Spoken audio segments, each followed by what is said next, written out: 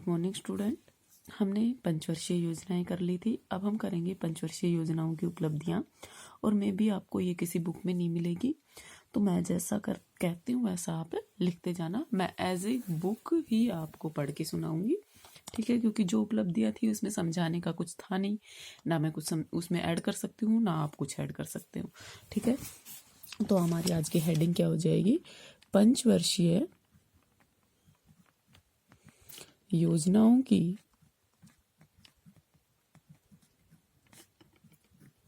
उपलब्धियां, ठीक है। तो क्या उपलब्धियां थी पंचवर्षीय योजनाओं की? तो देखिए, ये जो पंचवर्षीय योजनाएं थी, अधिकांश जो पंचवर्षीय योजनाएं थी ये आपने देखा होगा, जितनी भी हमने पंचवर्षीय योजनाएं थी इनमें ज्यादातर ऐसी योजनाएं थी जो अपने लक्ष्य को प्राप्त नहीं कर पाई, अपने लक्ष्य को प्राप्त करने में असफल रही, ठीक है। लेकिन फिर भी देश के विकास में उनकी जो भूमिका थी वो कैसी थी? सकारात्मक थी। उनकी जो भूमिका सकारात्मक थी क्योंकि उन्होंने नकारात्मक कोई काम नहीं किया था, नेगेटिव इफेक्ट नहीं हुआ था। हाँ ठीक है, वो अपने लक्ष्य भी क्या था, जितने प्रतिशत का लक्ष्य रखा गया था वो उतने को नहीं कर पाई, मतलब उतने को क्या बोलते हैं, प्राप्त नहीं कर पाई। लेकिन फिर भी उनकी जो भूमिका थी हमारी जो इकोनॉमी में, जो देश के विकास में, डेवलपमेंट में जो भूमिका थी वो कैसी थी? सकारात्मक थी, और इस बात को नजरअंदाज नहीं किया जा सकता। अगर पिछले 50 वर्षों की हम बात करें, 1950 से 51 से लेकर 2000 और 2001 तक की, तो इसमें जो भारत की अर्थव्यवस्था है इसमें बहुत ज्यादा प्रगति हुई। पहले जो हमारी इकोनॉमी थी वो कैसी थी? बंद इकोनॉमी थी, ठीक है, क्लोज इकोनॉमी थी। और अब हमारी इकोनॉमी कैसी हो गई है? ओपन इकोनॉमी हो गई है, ठीक है। इसी के परिणाम स्वरूप जो शुद्ध राष्ट्रीय उत्पाद है, एनएनपी, इसकी फुल फॉर्म क्या है? नेट नेशनल प्रोडक्ट, ठीक है। हिंदी में इसको क्या बोलते हैं? शुद्ध राष्ट्रीय उत्पाद। इसमें 7.9 गुना की वृद्धि दर्ज की गई, ठीक है। 7.6 गुनी वृद्धि, ठीक है, 7.6 गुनी वृद्धि दर्ज की गई। अर्थात क्या था कि प्रति वर्ष 4.2% की दर से वृद्धि हुई, ठीक है। इसी अवधि के दौरान, कौन सी अवधि? 1950-51 से 2000 और 2001 तक की अवधि में क्या हुआ? इसी अवधि में जो प्रति व्यक्ति आय थी उसमें 2.8 गुना वृद्धि, अर्थात प्रति वर्ष 2.1% की चक्रवृद्धि दर अंकित की गई। वर्ष 1958 और 59 में देश की जो प्रति व्यक्ति आय थी वो मात्र केवल कितनी थी? 300 रुपए वार्षिक थी। जो आज के टाइम में देखें तो पहले कितनी थी? सिर्फ 300 रुपए 1958 और 59 में, और आज के टाइम पर कितनी है? 20,813 रुपए। अब देखिए कितने गुना है ये इससे, ठीक है। तो इस अवधि के दौरान जो ऊपर दी गई है, इस अवधि के दौरान जहां औद्योगिक उत्पादन में 5.5% की वृद्धि दर दर्ज की गई, वहीं कृषि उत्पादन केवल 3% की वृद्धि दर से ही बढ़ा। देखो, बढ़ा था लेकिन कम थी, ठीक है। चतुर्थक क्षेत्र के जो उत्पादन है उसमें तीव्र वृद्धि दर्ज की गई।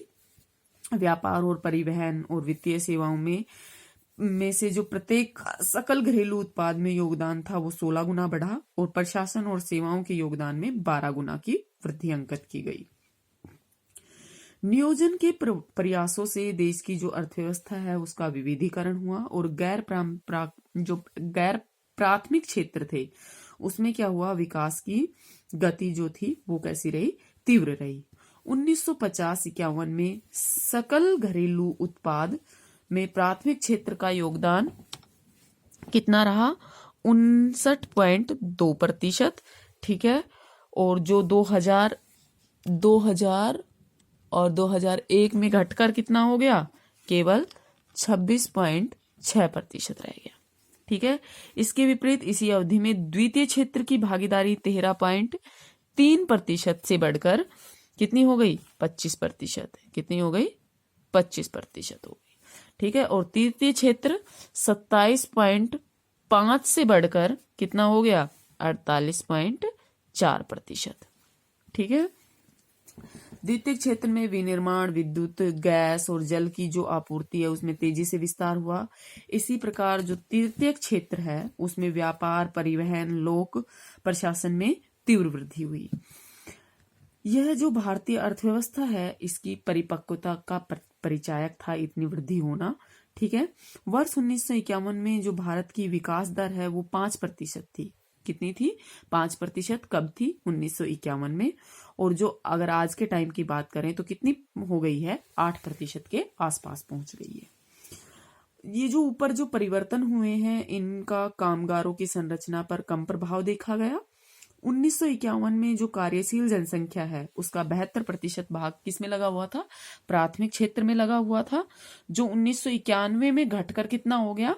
67.5%। प्राथमिक क्षेत्र मतलब जो कृषि या खेत इन सब में होता है, इन सब में लगी हुई थी जनसंख्या।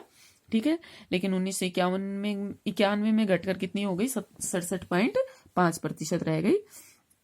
और कृषि क्षेत्र में केवल 98.4%। योजनाओं की जो एक महत्वपूर्ण उपलब्धि थी वो तीव्र जनसंख्या वृद्धि 2% प्रतिवर्ष से अधिक होने के बावजूद जो सबसे मेन उपलब्धि थी वो क्या थी? खाद्यान्नों में हमारी जो आत्मनिर्भरता है वो बनी रही, उसमें हम संबद्ध रहे। खाद्यान्नों का उत्पादन 1950-51 में 510 लाख टन से बढ़कर 2008-9 में 2340 लाख टन अर्थात 4 गुना अधिक वृद्धि, ठीक है, हो गई थी उसमें। परिणाम स्वरूप क्या हुआ? इसका परिणाम अनाज और दालों की जो प्रति व्यक्ति प्रतिदिन की जो उपलब्धता है वो 1951 में कितनी थी? 394 ग्राम, और वो बढ़कर 2001 में कितनी हो गई? 417 ग्राम हो गई।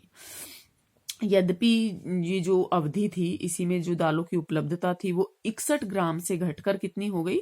26 ग्राम ही रह गई। इसी प्रकार खाद्य तेलों की जो प्रति व्यक्ति प्रतिदिन की उपलब्धता थी 1955-56 में थी 2.5 किलोग्राम, और जो 2001 और 2000 में बढ़कर कितनी हो गई? 8 किलोग्राम। ठीक है, 1951 में देश में केवल 2.6 करोड़ हेक्टेयर जो क्षेत्र था वो वही सिंचाई क्षेत्र के अंतर्गत आता था, जबकि 2002 में बढ़कर कितना हो गया? 9.4 करोड़ हेक्टेयर जो भूमि थी वो क्या हो गई? सिंचित क्षेत्र के अंतर्गत आ गई। 1950-51 में देश के पास केवल 2300 मेगावाट बिजली उत्पादन की क्षमता थी, जो मार्च 2009 तक बढ़कर कितनी हो गई थी? 175,000 मेगावाट, और 2003-4 में 131,400 मेगावाट हो गई। ठीक है, अब देखिए इसके जो घरेलू उपयोग है उसमें बिजली की उपलब्धता 1955 और 56 में थी 2.4 किलोवाट घंटा। ठीक है, और 1999-2000 में कितनी हो गई? 69.2 किलोवाट घंटा। ठीक है, वर्ष 2006 तक 6,776 किलोमीटर जो 4 लेन वाले राष्ट्रीय राजमार्ग थे उनका निर्माण हो चुका था। कब तक? 2006 तक। जो स्वर्णिम चतुर्भुज थी जो कहां से कहां तक? दिल्ली, मुंबई, ठीक है, चेन्नई और कोलकाता। ठीक है, ये जो देश के 4 महानगर हैं इनको जो जोड़ती है, ठीक है, उसको क्या बोलते हैं? स्वर्णिम चतुर्भुज।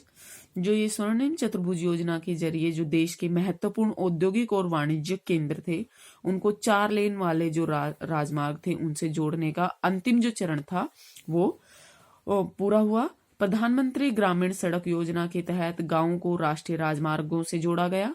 दूरसंचार नेटवर्क के मामले में भारत का विश्व में कौन सा स्थान है? 5वां स्थान है। यहाँ 2007 तक जो टेलीफोन कनेक्शन की संख्या है वो 25 करोड़ तक पहुंचने की संभावना है। ठीक है, वर्ष 1951 में भारत में साक्षरता दर कितनी थी? 18.33%। ठीक है, जो 2011 की जनगणना में बढ़कर कितनी हो गई? 74.04%। अब देखिए कितना गैप है दोनों में। ठीक है, देश में इस समय 342 विश्वविद्यालय और विश्वविद्यालय स्तर के संस्थान हैं, जिसमें 40 कृषि, 25 चिकित्सा, 49 इंजीनियरिंग और प्रौद्योगिकी और 7 सूचना प्रौद्योगिकी और 8 विधि में विशेषीकृत है। ठीक है।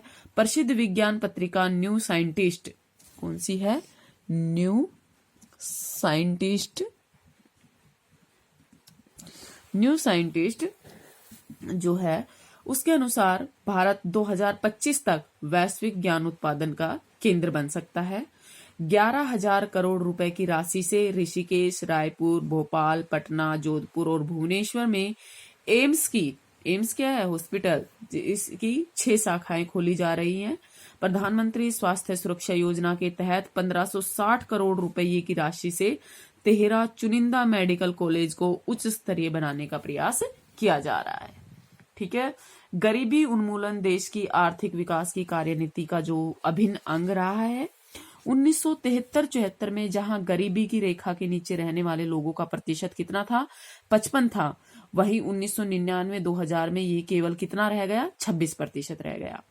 परंतु जहां गरीबी का अनुपात घटा, वहीं जो गरीबों की कुल संख्या है वो आज भी कितनी बनी हुई है? 26 करोड़ बनी हुई है, और जो आज भी चिंता का विषय है।